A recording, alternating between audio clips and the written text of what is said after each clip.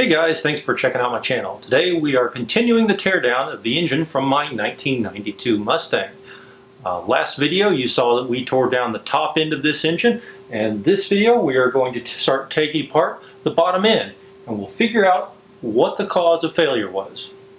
So sit back, relax, enjoy, and don't forget to hit like and subscribe. Thank you.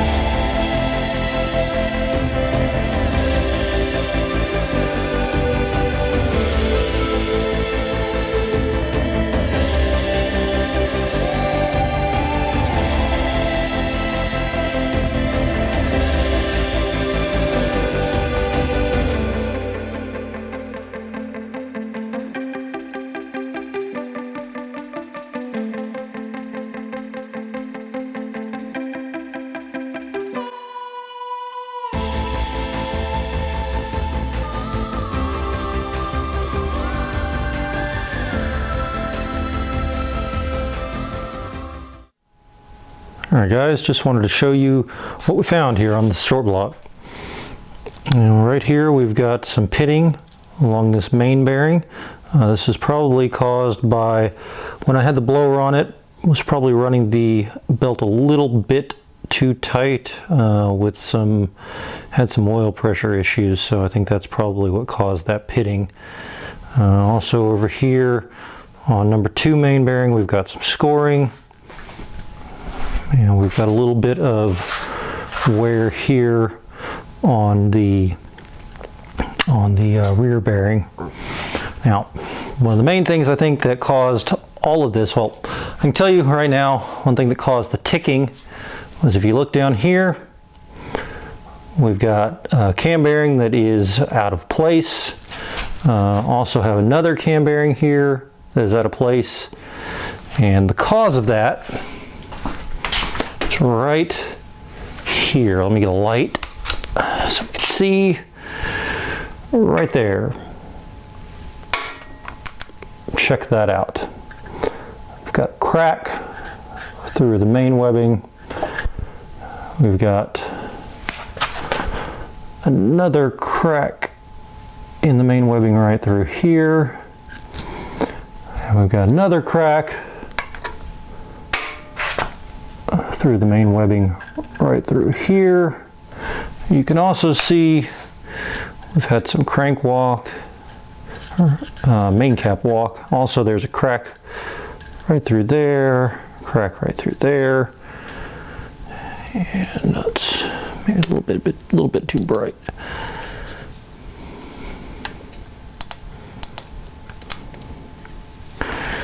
We got a crack right through there, crack through there. And then on the other side here, let's see if we can get some light in here. As you can see right above that bearing, we've got a crack right through there.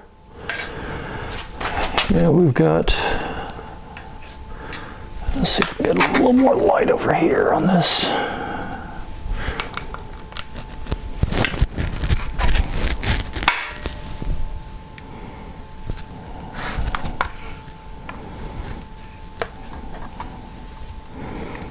If you guys can see that, but we got a crack right through here as well. So looks like I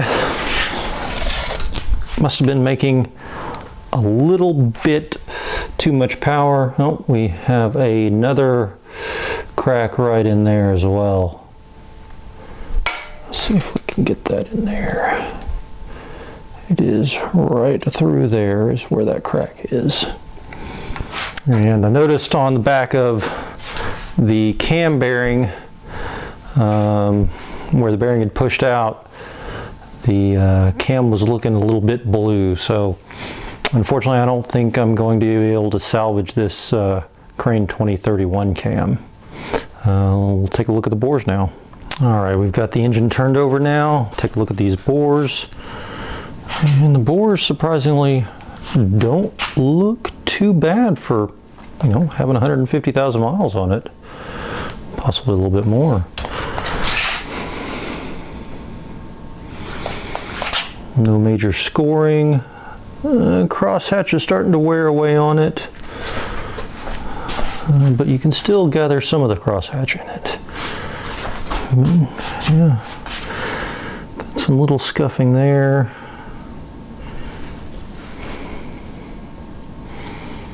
But really, overall, surprisingly not bad for 150,000 miles. And we'll take a look at these bearings now. Number 8. We've got number 7. Number 6, we've got a little bit of copper showing through. Number 5, we've got a little copper showing through. 4 starting to wear a little bit. 3 starting. 2 and 1. And the skirts, not too bad either. Now these were the hyper-eutectic pistons, so they got a little bit tighter wall clearance, but not too bad. But back here we've got the main bearings starting at number 1, and we've got some more pitting. Number 2, we've got scoring. Number 3, got some wear. 4, scoring, and 5, got a little bit of wear there.